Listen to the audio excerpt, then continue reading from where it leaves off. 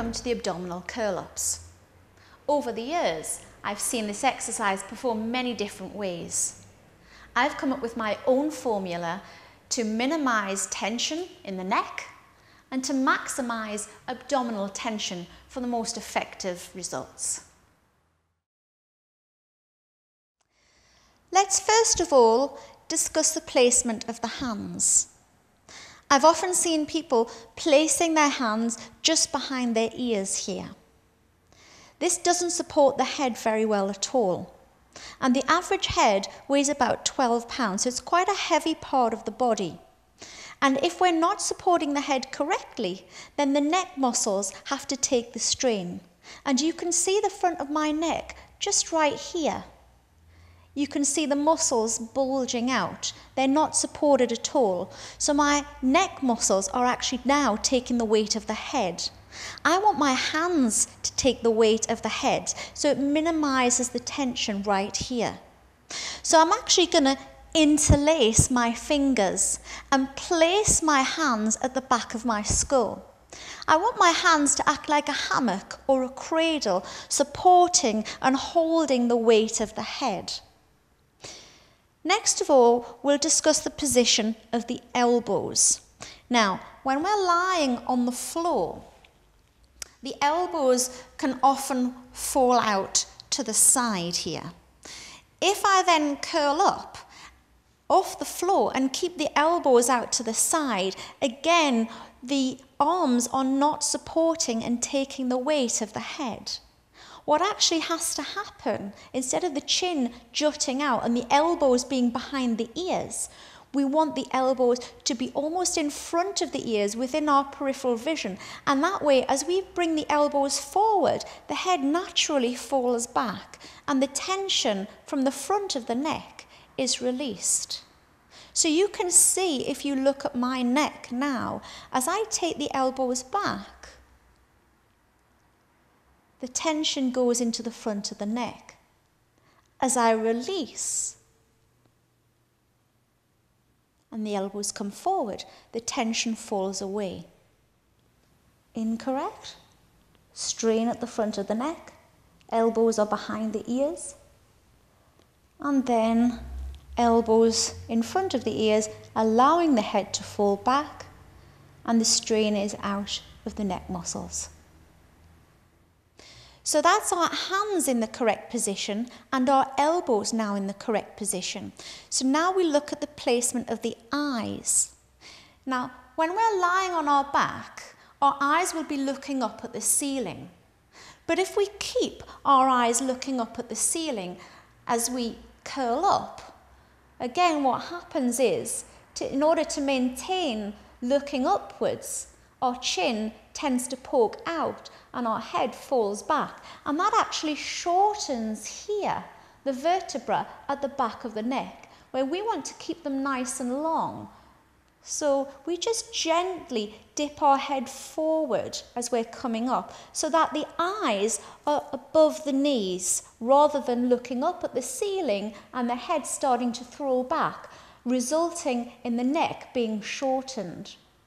So now we have our fingers interlaced behind the middle of the skull, the elbows just in front of the ears, and as we curl up, our eyes looking just above the knee level. And that will help to support the neck. These ab crunch machines that you may have seen from years ago were originally brought out really to take the tension out of the neck. Not that they work your abdominals any better, because all they're doing is to help support the head. But if you know how to do that yourself correctly, you don't need any of those machines. So now that we've got maximum relaxation here, we want to then focus on the pelvis. As we curl up, the tendency will be to press the lumbar spine downwards, resulting in a north position of the pelvis. We want to try and keep our pelvis in that natural neutral position. So as we curl up, we are engaging the deep transversus muscle and the pelvic floor to help keep us in that neutral position whilst we curl up. We also want to keep the length in the spine, so we're not shortening the body or pulling on the back of the neck, okay? So keeping the length here in the abdominals whilst you curl up, rather than crunching forward and shortening too much. So lying on our backs, we breathe in. As we exhale, draw in the pelvic floor and the belly button. Keep the ribs nice and calm, and very slowly just lift the head a few inches and look straight towards the knees. Make sure the buttocks are relaxed. If you're still in neutral in this position, you haven't tilted, you can breathe in again. As you breathe out, engage the core and curl up a little bit higher. If you're still in a neutral position then, breathe in again. Breathe out, engage the core and curl up a little bit higher. And you can keep doing this as long as your pelvis remains in that neutral position and you keep the body in a nice lengthened position. If you come up too high and you end up tilting the pelvis, let's say north by about 20%, then you correct yourself by tilting south by the same degree, 20%, to bring you back to neutral, and then curl back down. Until your final aim is really to come up in one long, smooth movement without tilting or arching, and then gently releasing back down. So lying in the relaxation position with the feet and knees about hip width apart and the pelvis in neutral. Take the hands, make a hammock with the fingers, and then gently place the hands behind the middle of the skull. The elbows are forward within your peripheral vision, and there's a gap between the ear and shoulders which should be maintained throughout. Breathing in through the nose. As you exhale, draw in the pelvic floor, draw in the belly button, the ribs stay calm, and just gently lifting the head only off the floor. Eyes looking just above the knees. As long as the pelvis is still in neutral and you're okay to come up a little bit further, breathe in again. Exhale, pelvic floor, belly button, gently and slowly curl up. Almost think about doing this in slow motion, because the quicker you lift, the more likely your pelvis is to fall out of that neutral position. Breathe in again. Blow out through the mouth, engage pelvic floor, belly button, and slowly curling up, sliding the shoulder blades down into the back and away from the ear, and feeling them widen across the back also.